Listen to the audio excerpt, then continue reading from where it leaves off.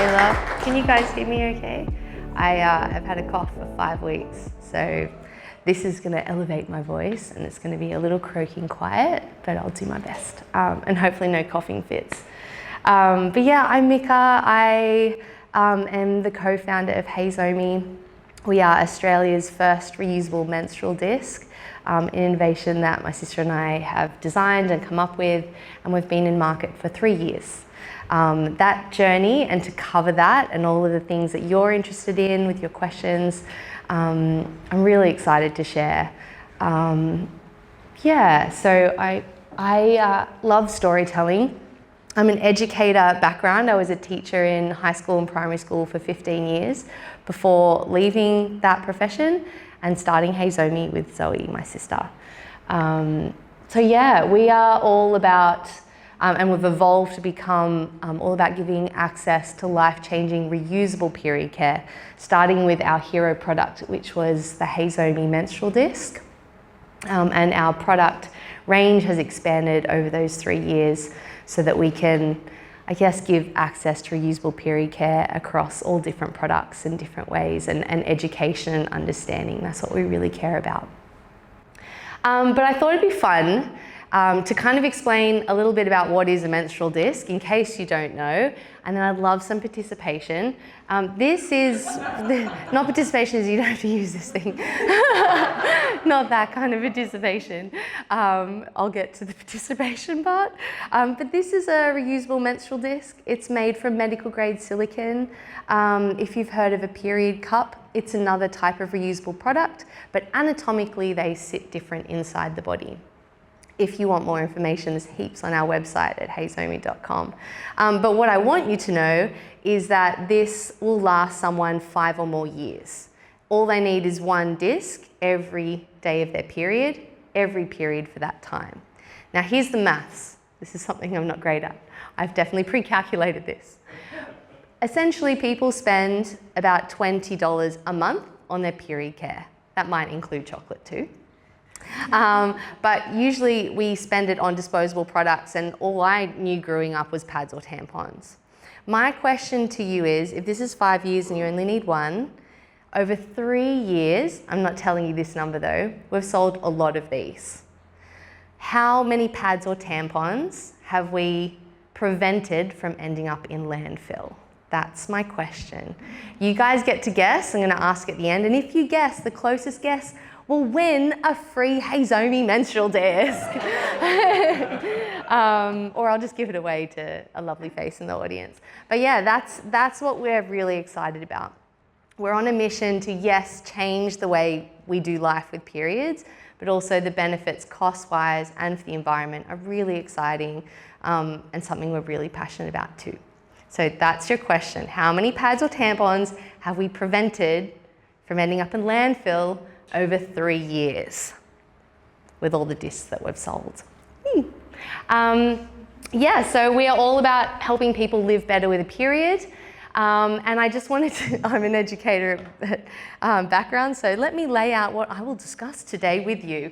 But I guess a little bit about who we are, like our context, how we began, who's Zoe, who's me, who am I, and why did we decide to invent a menstrual disc? How did you go from being an art teacher in a primary school to creating a female health product?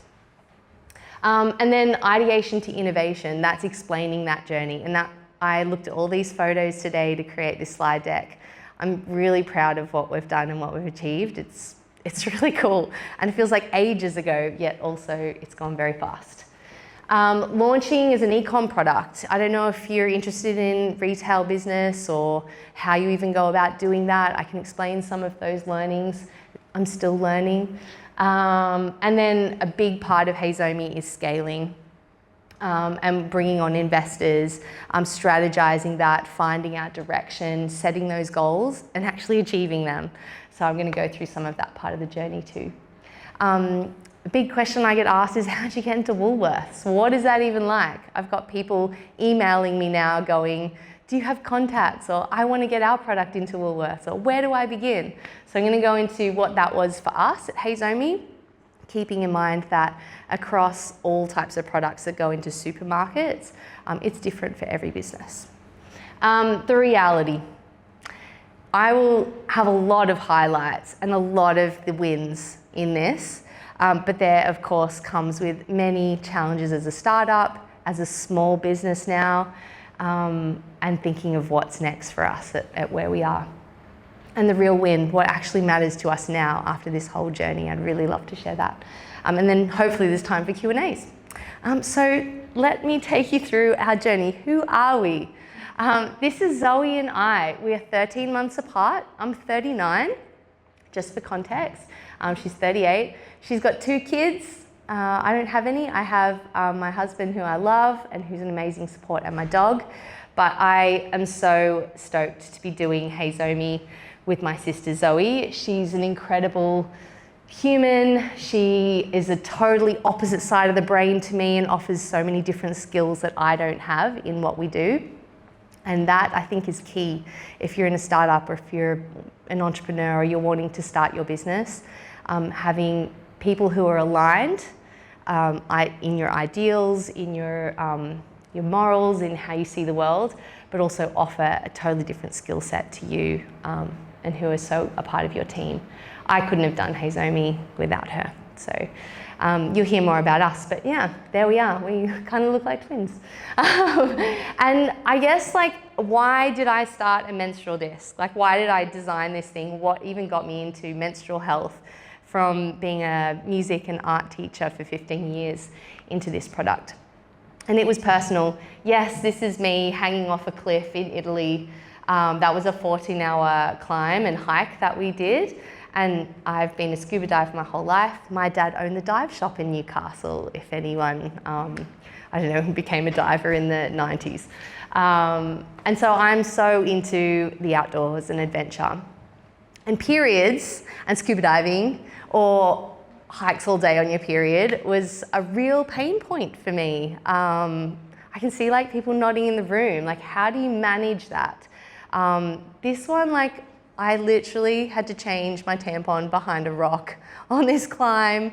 It's not ideal, but what choice did I have? And the other products that were on offer out there just didn't work for my body. Cups and the suction and the placement of that product didn't work.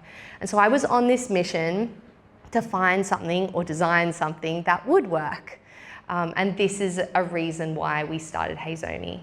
And if there are entrepreneurs in the room, this is like, I think if you're starting a business or you're trying to validate your idea, this is key.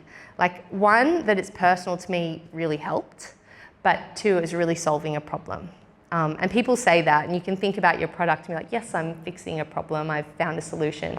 But I was really testing it, I was living it, so that really helped. Yeah, so that's me. And also, just so you know, sharks, you know, I've been diving with periods and sharks, and they're fine, just in case you're worried. And this is how, like, organically it started. We had an idea. Zoe approached me during COVID, this is 2021, and she's like, you know, we've always been talking about starting a business together. What if this is the time? Like, you've got some savings, I've got some savings, you know, you're obsessed with this menstrual disc idea. I literally had drawings of what I was thinking of creating, and I was testing similar products in the market. There was 2 similar kinds of menstrual discs out there at the time. You know, we could design it better. What if we just have a meeting, like, this is the first baby, she's breastfeeding in our meeting. You know, little did we know what it would really take to make this happen. But we were keen, I had time. We moved back to Australia and we just started brainstorming. This is how basic bitch it was, you know, just thinking about, and I'm really proud of that. Like, this is really where those ideas start, at your kitchen table. There's nothing to be, like, ashamed of here, but at the time, you know, I hadn't started the business at this time, but I felt like packing orders from my garage or drawing designs on my kitchen table, like, didn't make me a business person or a female founder or an entrepreneur. But yes, it is. If you're in this stage, you're absolutely in the right stage to be at. You have to go through this. And it's beautiful. Obviously, it doesn't look like that so much for us anymore. And our branding didn't stay like this either, but it was fun. It's really great to ideate. I love that stage. So how did we begin designing a medical grade product? What did we have to know to get there? And this is how it was. This is COVID, right? Thank goodness for Zoom. But this was working with our what would you call him? Silicon engineer, and they do all kinds of products. The way we began this journey was just Googling and calling manufacturers in Australia. We wanted to make it here in Australia first. We were kind of constrained to that. The world wasn't traveling at the time. And yeah, we wanted to be that Australian business. So they gave us data. That's the first of how it began. And I recommend for anyone, if you're looking at how to make something or how to do it, you need to make those phone calls, ask all the questions. You won't, if it feels silly doing that, then be silly doing that. It's the only way you get the information you need. And they were so great. We were two young girls who'd never designed any medical device, but they were so open to giving us the information, replying to our emails, giving us other contacts we could go to. And once we had that data, not daughters, once we had that data, we could start to think of how long will it take us? How much will it cost? What are we able to put into this? And that's kind of how it began. This is a different menstrual disc. If anyone knows menstrual discs, you'll know what brand that is. I just believe we could make it better, and we did. I think we did. And yeah, designed it differently. So this is kind of how organically it began, literally from our kitchen table with hand-casted prototypes. So these were done in a 3D printed mold. I was the one testing these things in my body, going for runs and going scuba diving and seeing if the fit was right. We were told to be like a 3-month journey. This thing was more than that. And we paid a lot more too, because we wanted the design to be just right. How firm it was, how flexible it was, how big it was, how easy it was to use. Yeah, and so we have these different iterations. I can see the differences between these. Maybe you can too. So proud of what we've done. It's really cool. And then once we had the final design in action, ready for the tool to be made, it's an injection mold, if anyone's into manufacturing things. It was a 4-cavity tool, so we could make 4 discs at a time, each manufacturing run. Once we'd set to make that tool, that would take 4 months to create that steel tool for production. We were on a mission for branding. We needed help to think of how do we even launch this thing? How much money do we need to launch this thing online? What parts do we need to make this happen? This is Zoe, I don't know how far away she was from giving birth, but really close. She could only fly, if you've had babies you'd know, but she could only fly 1 more week before she wasn't allowed to fly. And we visited Marissa Moo, who's a Melbourne artist. She's created these beautiful femmes with our packaging, so we love working with other Australian artists and people for our branding. Visited our manufacturer, built those relationships with them. That's really key, like the people or the manufacturers or the other partners that are a part of your business, you really need to foster those relationships and take the time to do that because they work with you for a long time. A cool story, when we went down to Melbourne, we had the tool designed and we wanted to go down and visit it. We could only afford initially a 4,000 unit run. At the moment, we're up to doing 30,000 unit runs, so it's grown a bit, but we could only afford that. They were so cool, they're like, that's nothing. To make it worth the amount of silicon you need to manufacture it, maybe your minimum run is 8,000. But what we'll do for you is we believe in your product, we love working with you girls, we'll back you, we'll pay for the full 8,000, you can buy the 4,000 first, and then when you're ready, you can buy that next 4,000. Again, I can't iterate enough, like your partners are really key to your business, so building those relationships and keeping them healthy is really important. So yeah, we did start in Melbourne with our manufacturer. and it will come out later in my story, but we don't manufacture in Australia anymore. And the partners that we have in China are just as important, and I love them and I'm really proud to work with them. So I'll talk a bit about that too.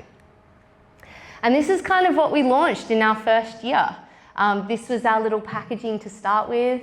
I still love that one maybe more. The original Gangster, and you get really proud of all the parts that you build and create. We launched a black and a white HeyZomi disc, they're still available.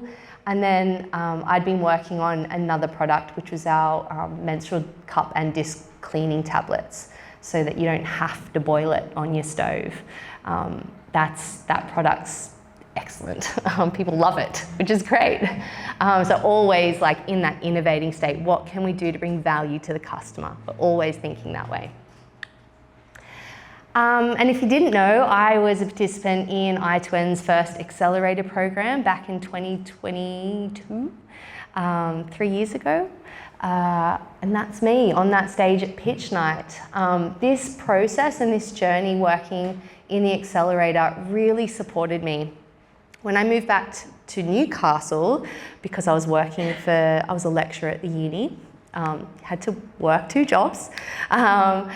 This program came at such a right time. I heard that I2N, was there for entrepreneurs, and I think they just opened in the Q building in 2022. So I booked a meeting with Richard, he was fresh. It was early days for Richard, and it was so nice. I went into that meeting room with him, and I was like feeling not like the founder of HeyZomi and not sure what to do next. It was just me working from my kitchen table on Zoom with my sister. She lives up near Byron. So he just sat down and he said, "What can I do for you?" And I was like, oh my goodness, like no one's ever given me that space, We need that as entrepreneurs, don't we? Like we need people to just be there to offer support in the ways you need. So it's amazing. I2N still is like that. They're a can-do people. So it's really exciting that you're here. But yeah, this program really offered a bit of a bridge in the time that we had our product being manufactured, and we wanted to launch it the following year after this program. Accelerator is truly what it was for us. It launched us way sooner than we expected.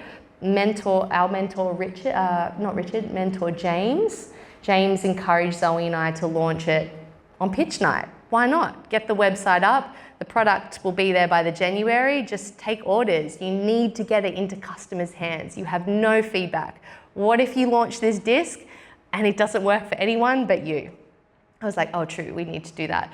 I was terrified, but I think that was my vice, right? Like, ooh, will it be good enough? Or we'll just tippy-toe into it. But it doesn't have to be perfect. That was such a big lesson from this. It really doesn't. Even if it's, obviously needs to be safe. It was a medical grade disc that we launched. It's the same one. Lucky we got it in time. But yeah, we didn't have packaging. We didn't have a website. I'd never done that before. But I had all of this accountability through the program to show what I'd been working on, to connect me to professionals who are either in financial advising or the idea of working with investors. Not that I needed it then, but just never thought about it. All of these parts of the accelerator kind of wove its way into what we were doing then and now what we've done. So it was a really amazing program and really key, because when you're an entrepreneur working for yourself, there's no one to hold you accountable. It's just you digging out of a trench. No, it's not that bad. It's just you digging and trying to make things happen. So it was a really key part for me, and also personally, to make that switch from like, oh yeah, I really am doing this. I had people cheering for me, and I still have that around me now 3 years later. It's really cool. This is what it took. And just on a personal journey around this as well, from a business perspective, it was going, but what personally did I have to sacrifice or change in order to finance this, put the work in to make it happen? It was very grassroots. This is my tiny, tiny garage at the time. We wanted to do everything, and it was only me. Zoe wasn't the one doing operations. She was running everything from where she lived. I was the one with all the product and making sure it got into customers' hands. And that's me ironing every single cotton bag that went into every kit. I was the one putting every disc, bag, instruction booklet, sealing every package, like every part of it. Actually, it was great, and it was not so great.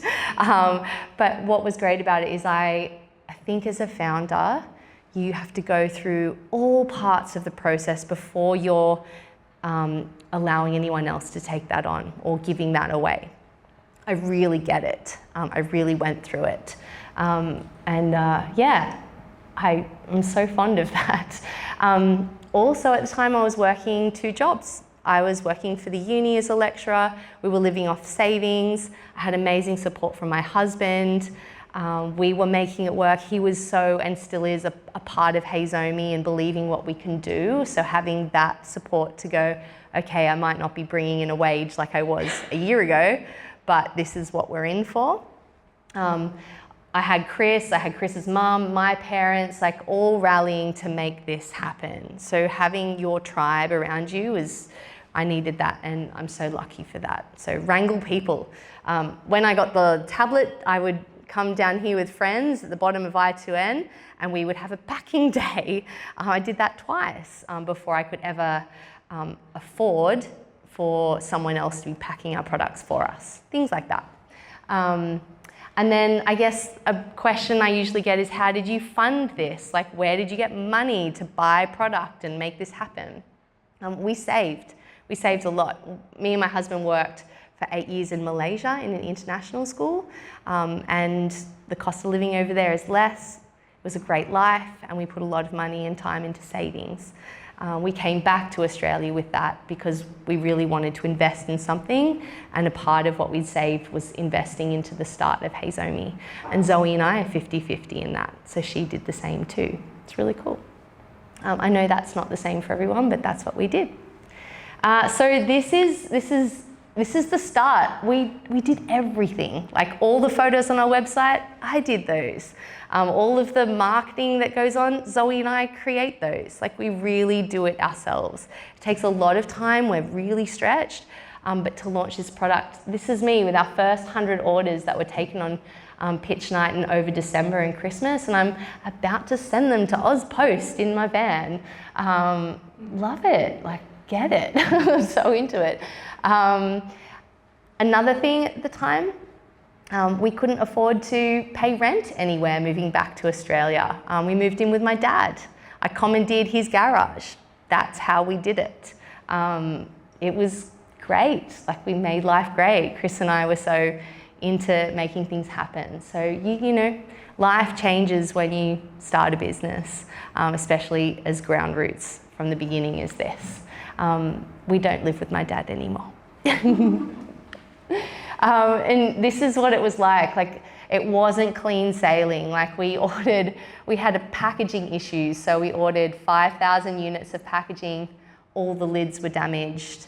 That set us back. We had to sort out all the bad packaging from the good packaging. Like so much time on these things happen, and they're the challenges and realities, but put on some good tunes. That's what I did on my weekend. Like I was into it. We're on a mission.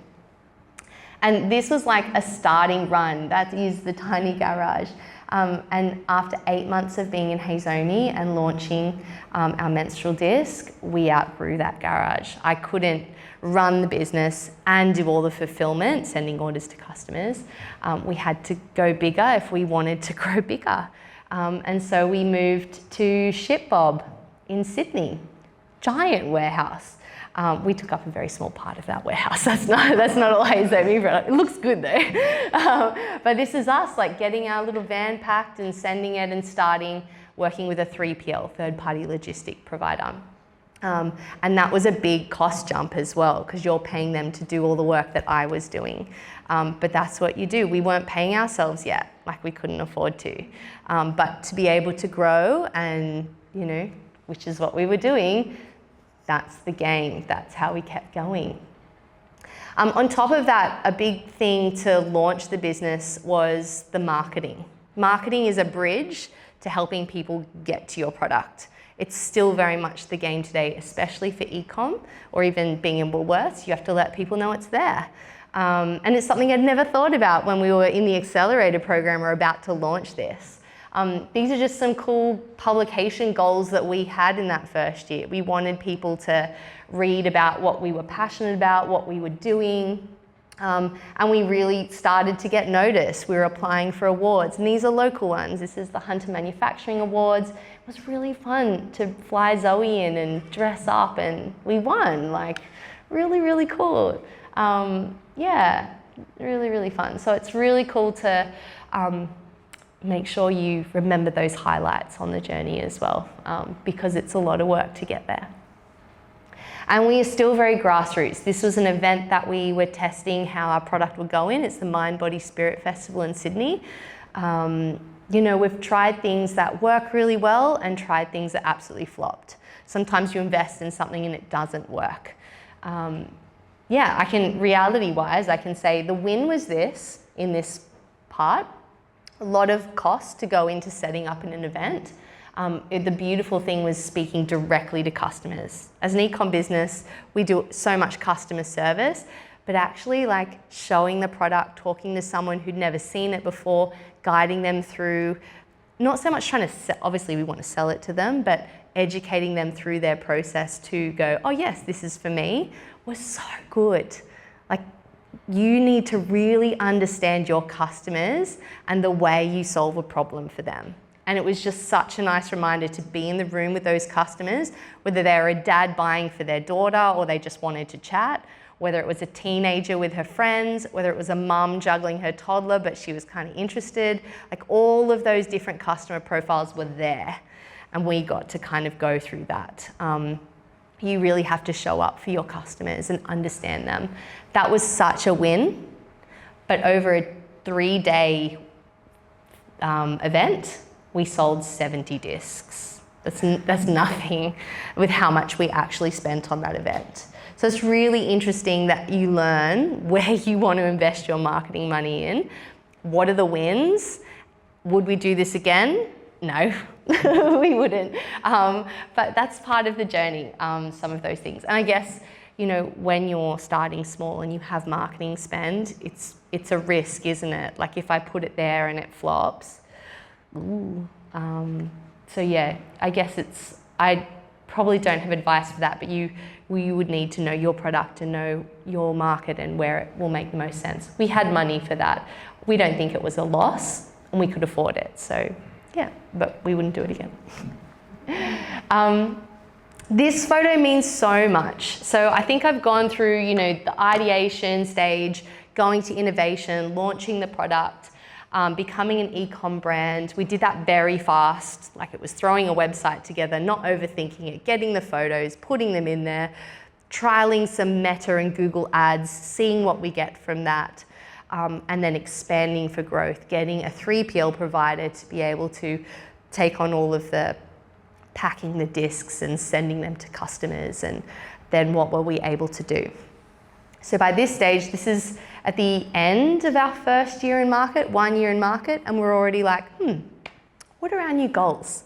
You know, we've launched the product now. It's actually, people want it, yay. Our customer service, like, that was a big part of my time, the amount of questions we get from customers, and not just questions like, where's my order, that you can give a bot answer to. It was like, I have 2 cervixes. Will the disc work for my body? Or, I'm dealing with prolapse. Like, how do I make it work better for me? Or, I'm leaking. I'm postpartum with 2 kids. Like, really, like, amazing cases. I have learnt a lot about the female body, and I really care about enabling anyone to be able to use our product, and if it's not right for them, giving them other options.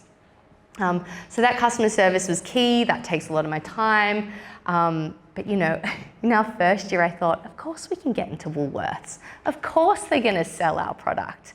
And this thought that I had, this my ideal optimism that I have all the time, this positive attitude, of course we can. And little did I know that it's like a whole redo of the business to be able to get into a B2B mind frame or be able to sell your product to a supermarket. So this is where it began. Zoe and I had an offsite. We try and do 1 or 2 a year where we're not working, we're just focusing on business strategy, and we take that time and we eat delicious food and we froth together as besties, which is so fun. But we kind of needed to re-look at all of the things we'd been doing that year, things that we'd changed to be able to grow. And since those were starting to work and in place, what do we actually want to work towards? What's our direction for growth now? The scaling stage, really exciting. At this time, we were starting to speak with a couple of investors. One of them was a really good friend. He's a doctor, had lots of money, really loved what we'd created. We were hesitant to work, to take his money for equity. But he had money to give, and he really believed in it, and he wasn't worried about losing it. And so that was an option on the table as we were discussing. So that's kind of cool because we needed it for growth. And we also had just read this book. You should take a photo of this book if you want to remember. Everyone, if you're thinking of starting a business, needs to read this book, or if you are in business. It really changed the way we were thinking about it. I got the audiobook because Dan Sullivan is the strategic coach, and at the end of every chapter he explains the chapter as well and gives you like practical tips. So Zoe and I had just read this together. We're like, let's look at this, we want to grow. There's so many help books out there, isn't there? But this one really did make a difference, and it changes the way we think about it at every stage of growth. So it's a good one. So that was on the table, all of these thoughts. We wanted to grow to get our product wholesale because you get it in front of so many more people.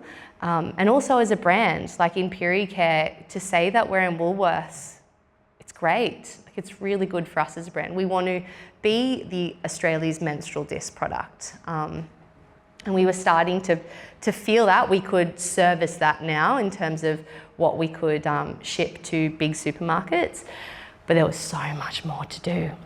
And so we brought in Alex and Ben, and we started having weekly meetings, about 2 hours a week with them. And Ben's expertise is all around procurement, supply, and product.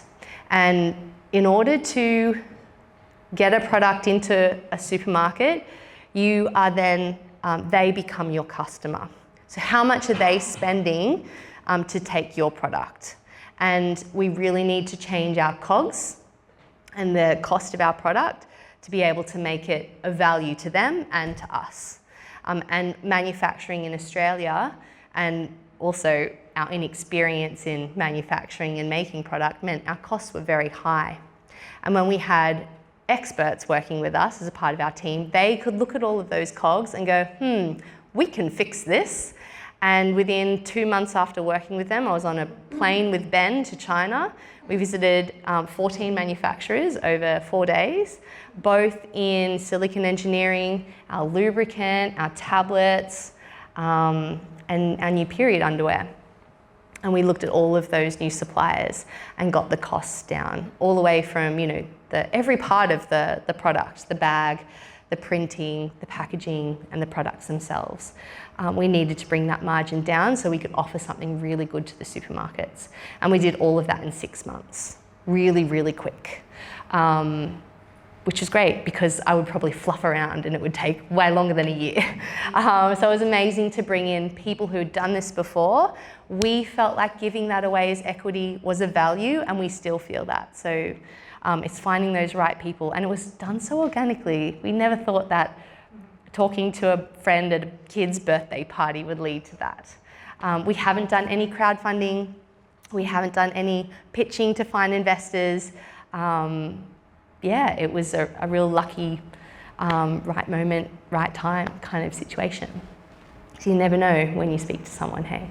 And so this mission became real for us. It became more than just a menstrual disc. It was really about building out our product range and being able to make it accessible. And accessible not in just how the product works, but also where you can get it, how you can get it, how you understand it, the education and the messaging that we have around it, all a part of it. So that was a real key pivot. That was, mid-2024. And we got into Woolworths March 2025. That was really cool. Sorry, I talked that whole story, but that was me landing in Guangzhou in China, working with our manufacturer, visiting the medical grade facilities. I'm so proud of the manufacturers we have. It's even better quality than what we had working in Australia. The quality control, the diligence of care, the way they work with their staff, we vet all of that. I really want to go in and make sure the working conditions and the fairness to their staff is there. I think a lot of people question that in Australia. There's a big campaign about Australian made, make it local. That's all good, I still believe in that. But also it wasn't viable for us to be able to manufacture products here. And also the people we partner with are just like you and I, like they have families to feed and these are their jobs and livelihood. So I love working with all of our manufacturers. And so this is how we did it. We got into Woolworths because we had to redo the whole business. I remember when we had made this decision, I was like, oh, so we're not just making new manufacturers, we've got to do a whole rebrand. We did the whole website again. We had to redesign our packaging for shelf, different to when you just send it in a parcel to your customer. All of it we did in 6 months. Like, it was a crazy whirlwind of a time, but we had set that direction and we had support and we went ahead and did it with our means. Again, we also had outsourced a lot. So we have a marketing agency, we have a social media manager, we have our 3PL provider, we have someone working with us on customer service responses every day. So there's more capacity for me and Zoe because we have and can afford people to do this for us. So growth. And I'd love if anyone's got more questions on that. But yeah, it was an interesting process to get into Woolies, and I think it was lucky timing. In supermarkets or even pharmacy or other wholesale retail stores, they usually have a ranging review time where category managers will, one time a year, they'll look at all of the products they currently sell and have data on that and decide if they want to keep selling those products or if they'll switch them out and bring in a new product, or if they have capacity to bring on any new product at all. And it's really amazing. We've just finished our first year review with Woolworths. We still get ranged, which is great. And they're looking at maybe selling some of our other products, but again, they don't say, yes, we're keen. They have a lot of other factors to consider. But at the time, we were looking for who do we send product to give them samples? How do we apply to Woolworths to even know that we exist and want to be on their shelves? A lot of it was Googling, LinkedIn stalking, sending product to random addresses with names on it, emailing.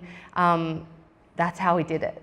We've been doing that for Coles, been doing that for Chemist Warehouse. It's really hard to get into retail on their shelf. It's really hard. And I think we had just really thought of the product that we want sitting on a shelf. We wanted it to be different to the other products that were being sold, not just different in terms of it's a menstrual disc, it's different, but what value add does it give to the customer and to Woolworths? So the cost of this product definitely came down in terms of the COGS, the overall cost to make. And then inside this product, different to other products, we provided free samples, and we still do, free samples of the cleaning tablets and a free lubricant sample because they are return to purchase products. And they also help people have success with the product. And that's what the category manager said. Like, we chose yours because There's many menstrual discs out there now, so why would he choose ours? He just felt like we really set his customers, or Woolworths customers, up for success, different to the other products. Like, so cool. So we're really thinking of that in mind, and then our cost to them was great. So yay. So we got in. And it's been a really positive relationship. And then I think I talk about, this is us, the first day we found our disc in Woolies. We're really, really stoked. I think we believed it, but to have done it so quickly and how much we had to dig to try and get there, and then to have those first meetings was a little bit mind-blowing. We were stoked. Woolworths didn't let us use that picture for advertising. I don't know why, but we had a lot of fun with it. And a part of that scaling stage, we only have the black disc in Woolworths. That's all they have room for on their shelf. Of course, we have a product suite now, but that doesn't mean they're going to take it all.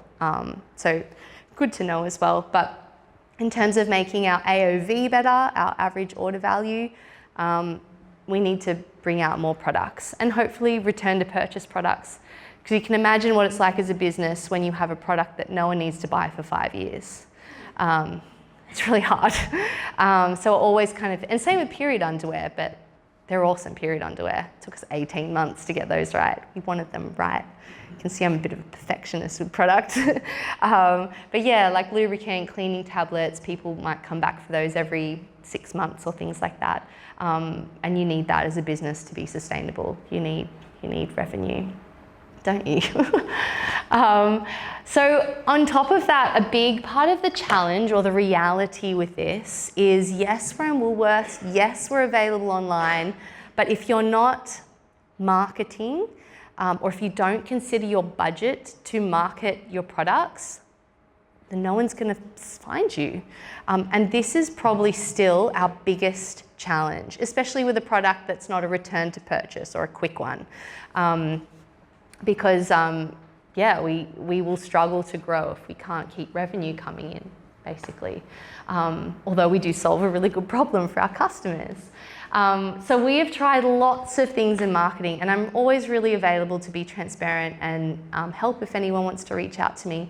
I work upstairs in the co-working space. You can find me on our website. But yeah, we've tried everything. We launched in Woolworths, so we tried launching billboards. They're really expensive and really hard to track, the success. Like if you actually make more sales. This billboard was up 2 weeks. We had 5 different types or different sites. I had a lot of fun going around one day with Chris and him just videoing, photographing me in each kind of location. Really exciting. A brand awareness campaign doesn't mean you're going to sell straight away. And a product like ours and where it goes in the body takes people a long time to convert to it. I get it. I went through it. I don't think I tried a menstrual disc for like a year and a half since hearing it because of my own personal journey. It takes time. It's really funny. Sometimes we have friends, they message us and like, I've been seeing your ads for ages and I finally bought a disc. And we're like, how long have you been looking at those ads? And they're like, oh, it's been like 8 months. I'm like, oh, yay. We pay for all those ads. It's amazing how is the person like putting the money in behind it, how we think. They're the realities. They're the challenges, the cost you put in and the slow return. That is the reality. But it's also like, it's just a part of the game, right? Like you do have to think of it like that. It's not personal. This is business. It's exciting. It can be stressful, especially when you're lean and stretched, as we are. We worked with some influencers last year. We actually paid for research to prove that the menstrual load is real. We do come with extra things we think about every single month to manage a period, and that comes with anxiety of leaks, that that comes with like, where do I find my bathroom when I'm at the beach all day or when I'm at work in meetings? How often do I need to change my product? Oh, my period's changed, or I'm postpartum, I don't even know when it's going to come back. Like, all of these things are extra things people with periods have to consider. So we just needed to prove it. We paid a company to survey 1,000 people with periods. We got that data, and then we built this marketing campaign as a brand awareness. It was a huge success. It was expensive, but I mean, we did it just before Black Friday sales, and we had a really great sale campaign. People were ready to buy, they'd heard about us, they jumped on our website, yay. They bought our disc. But it was really fun. Like, Zoe and I traipsed around Sydney with like a fake period stain on our clothes, holding up the data that we collected from this survey. You know, do what it takes. But actually, like, making noise and getting attention and having fun with it. Like, we don't have to be so serious about it. I think that's a really important lesson. You're doing what it takes, but you've got to have fun along the way. We were lucky to pay, of course, but work with Abby Chatfield based on this campaign with another influencer. This is Riley Passfield. She's so creative and so fun. We flew her into Sydney from Queensland. She traipsed around Sydney with a period stain with us. This is her on Bondi. We did a social experiment where she was walking down the promenade with her stained pants, and we were kind of like guerrilla capturing on our iPhones the reactions of the public. It was excellent. The first group that walked past was a group of guys who were sniggering and pointing at her. Like, the negative side of it, the proof to the reason why we actually have a menstrual load and the anxiety of leaks. Like, we really proved that. And we sent it to Abby, and she commented on it, and the response to that was excellent. And that's what we needed. We need that kind of engagement and attention around the stories. In marketing, it's about telling a story. Selling is being a good storyteller. And when you're running the business, it's actually really hard to think of all those things. So Zoe and I try and split that up between us. We're brainstorming all the time. And we also partnered with our social media agency, who's a PR agency as well. Really good people, gave us a really good price to work with us. We were the ones creating all the content, so we didn't have to pay for that. We did all the work, but they kind of helped us build this out, get it out there, get on news.com, get on Body and Soul, like, get that attention around the influencers who had the audience to get that reach. So if ever you're thinking about how to do this, we've tried it. It is expensive. It was a lot to pay and to fly people in and to do all of those parts, but it was excellent, and we learned so much as well. Really good reach. Something I'm really proud of is that we kind of pledged to share the Dignity Australia to support them. A reason why we wanted to create a reusable period product is it can solve a lot of period issues people face if they can't access pads or tampons or things like that. Last year alone, in 2025, we donated $160,000 worth of menstrual discs or reusable period products to Share the Dignity. Super exciting that we can afford to do that. But that's kind of a pledge and something we're really passionate about. And I'm really close with Rochelle. She's fab. She works so hard, her and her team. And I don't know, when you're in e-com business, maybe a lot of people don't know what you do behind the scenes. You don't have to do this stuff. But Zoe and I are genuinely so keen to end period poverty in Australia. Everyone deserves access to any period care that they need. So it's really exciting. And I don't know what's the time? How are we going, Taylor? It's all right? It's all right, great. Because I do want to leave time for some questions, yeah. And this is where we landed. Like, Zoe and I, our favourite parts of this is the ideation and innovation, like what could we create next? We are not short on ideas. We've already got other products in the pipeline.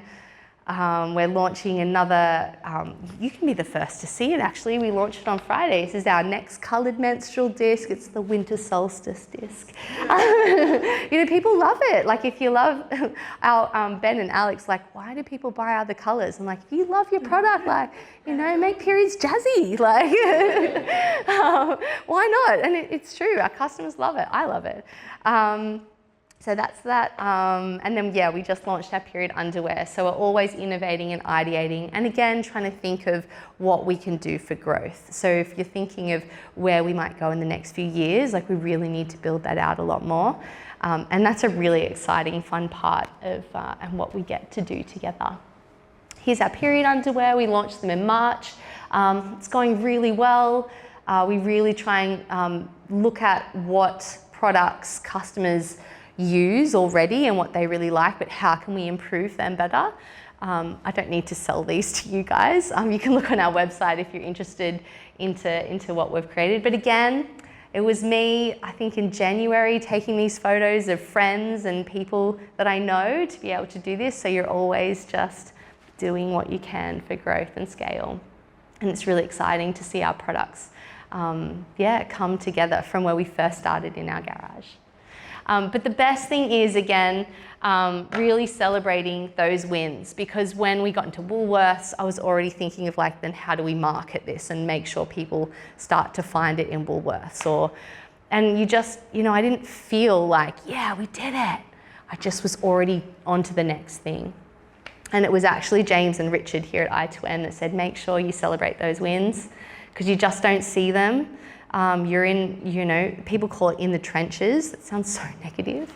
Sometimes you feel that way, but actually if you're really passionate about what you're doing and you've got the grit and the tenacity to just go for it, you're already thinking of the next thing that you're working on and developing, and that's the exciting part.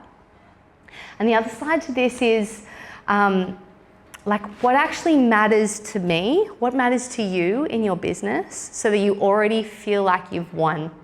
The fact that I get to do this with Zoe and that I have such awesome support from my favourite, I was going to say people, but Luigi, my dog, is like a person.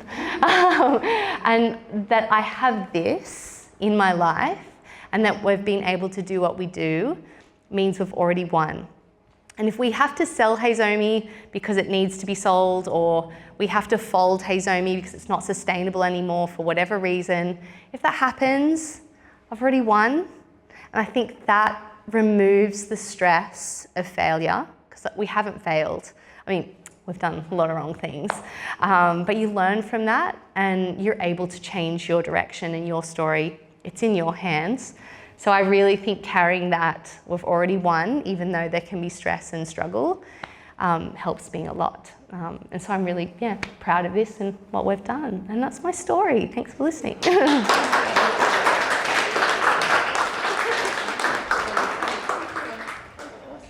Do you want to maybe just move into the middle a little? Thank you. And you didn't cough at all. I know. That was perfect. Yeah, maybe it's the adrenaline. It's really great.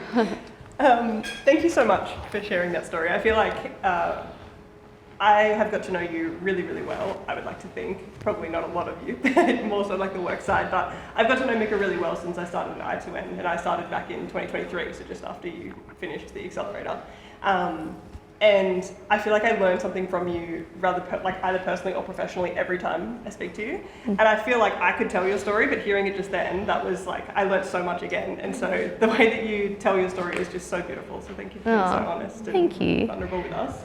I also wanted to mention, I know that I've been one of those people that have seen your ads and also spoken to you for years and never bought a menstrual disc. And the reason I wanted to mention that is because I started using one this year, and I remember as soon as I started using it, I came to Mika as soon as she was in the office, and I was like, I have to tell you about my first experience. And she was like, great, tell me about it. And although it took me 2 years or something from the education piece of it, of just being unsure of what a menstrual disc was, or I guess I was just adverse to the change of it. It was for me, I was like, this just feels too strange for me. But then other times I've, had dinner with friends or dinner parties with friends and mentioned Mika and mentioned HeyZomi, and they've been like, what's that? I bring up the website. If you haven't seen the website, go to it. The videos are epic. And I'll bring up the website and show one video, and they buy it on the spot. And so there's some people who are just like, this is everything that I've ever wanted. And then the education comes. And I feel like everyone that I've spoken to who's eventually been able to learn to understand what a menstrual disc is like, this is amazing. So although you say that you got there very quickly in regards to the success that you've had, I've also seen how hard you've worked and how many pivots and stuff you've had to make. So it's a really big testament to you. Oh, thanks. Of course. So Now, you did answer most of the questions that we had in your presentation. So I'm just going to hand to the audience because I feel like after that presentation, you guys probably have your own questions. For the purpose of time, if you could keep your question quite short, that would be really helpful. But does anyone have one that they would like to ask? Yes. When you talk about people with periods, and that's really inclusive language. Is that part of something that's important to you? Yeah, totally intentional. I think that summarizes what it should be, right? Like, especially with gender, and anybody who has a period should be able to access period care and their needs, whatever that may be. We totally believe that. Thanks. I have a follow-up question on that, because some of the questions that we had were around manufacturing and how you worked out who your manufacturer was going to be. And you mentioned in your presentation that when you decided to move from Australia to China, that you vetted all of the manufacturers.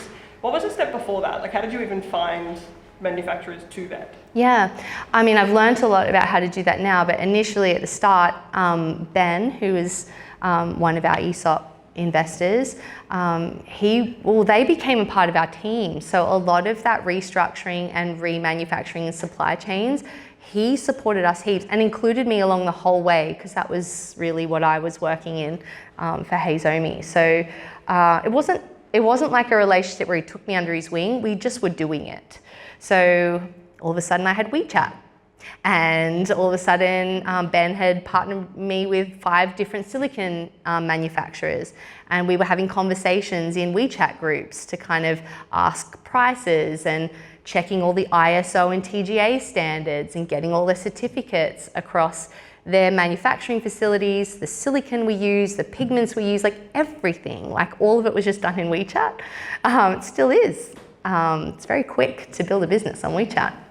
And it was that kind of approach. So Ben would start to do that, and now I can do that. I can find manufacturers or suppliers, reach out to them, start those conversations, and I kind of know what we need to vet and check to make sure that it's like a viable manufacturer. And also, what photo evidence we ask for, or even jumping on a call on WeChat with them and having a tour of the place with them, and going over to China and visiting them. That's really fun and a delicious adventure. It's really good food. It's done like that. Yeah. Mika, did you go to the Canton Fair? No, I haven't been to Canton Fair. I think it'd be fun, but it's an expensive trip. I don't think you have to go to Canton Fair if you know what you're trying to build. I think if you've got an idea and you're looking for options or ideas, that would be really good. If you don't know what the Canton, is it? Canton Fair, I think. It's like the biggest Disneyland of products that manufacturers make in China, and it's floors and floors and floors of all different products. Super fun, super overwhelming, I think, to probably walk around. But if you know what you're looking for and what you want to make, you can go into Alibaba. You can go into Google, you can use ChatGPT. You can kind of do the Googling, I'll call it, or the searching online to start making those contacts, I think, before you pay for a trip to go over to Canton, because that can also, you can get lost in that as well. And again, they're all there to sell you their product or service, and you'll walk away with so many samples of stuff, and maybe you can get lost in all of that when you can just have those direct conversations with suppliers online and kind of target what you're looking for and get that data straight away. That's my suggestion. That's how I do it. Yeah. Yeah. Yeah. In a year, how many marketing campaigns would you launch, or was it? Is it connected to a launch or a new product or goodies, or how would you plan that?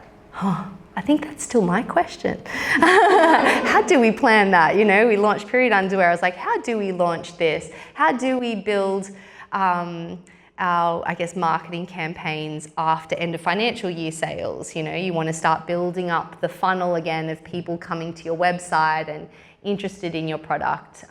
Again, that life cycle of the customer is tiny for us. I mean, lifelong value, but they're not coming back in a month to buy another disc. But that we're always asking. I don't think there's a right way for every brand. And I guess it's also testing and finding what works. Again, like I showed, like we tried an event and that flopped for us cost-wise. Then we did a whole awareness campaign and spent a lot, and we saw what worked well in there, and we want to do that again. We just need to budget for that and plan it, but we'd probably remove some things we tried and keep it to what really worked. So we're always thinking that way. We're always asking ourselves that question. But yeah, I don't think there's the right answer for everyone in that. Yeah, great question. Yeah. Brady, I've got 2 questions. You can choose to answer one or the other or both. Okay. So the first question is the technology stack. Did you have to test and learn with what technology you were using for customer service and the data and all of that? The second question is a bit more fun. What does global domination look like? Do you have plans to go outside Australia? Oh, all good. These are really different questions. Data collection, and what was the other part of that? And then testing the types of apps or products we use. A lot of it is asking other friends in business, or asking, other entrepreneurs and what they've tried. It started really grassroots, hey, like customer service was, I had a Google Doc and all the questions, and then all the the template responses that we would use. We did that for like 8 months, and then transitioning that to, we use Gorgeous, which is a customer service app that connects our Shopify store, emails, social media channels, all through the one. Game changer, really affordable. We use that from a friend who said, we've tried this, it works great. All of we call them macros, customer responses. You've got them all templated in. It's great. Apps for the website that help upsell or cross-sell or email marketing. Like, again, I'm just asking.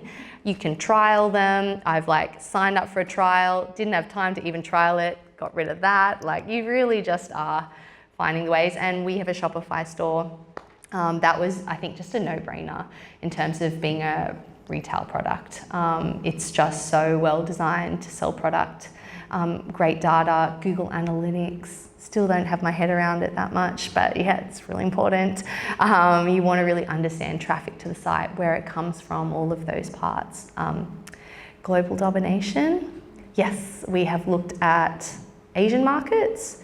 We have our sites on the UK, but in order to do that, we are literally replicating our business, and the costs are higher in the other market. It's untested for us, so the risks are really high, and we're a team of 2. So really stretching us. It will take more capital to do that, but we are strategizing how much and how it's possible. We're already talking to 3PL providers, already talking to marketing agencies, things like that. We haven't locked in on anything, but who knows in a year for us what that could even look like. So yeah, thanks.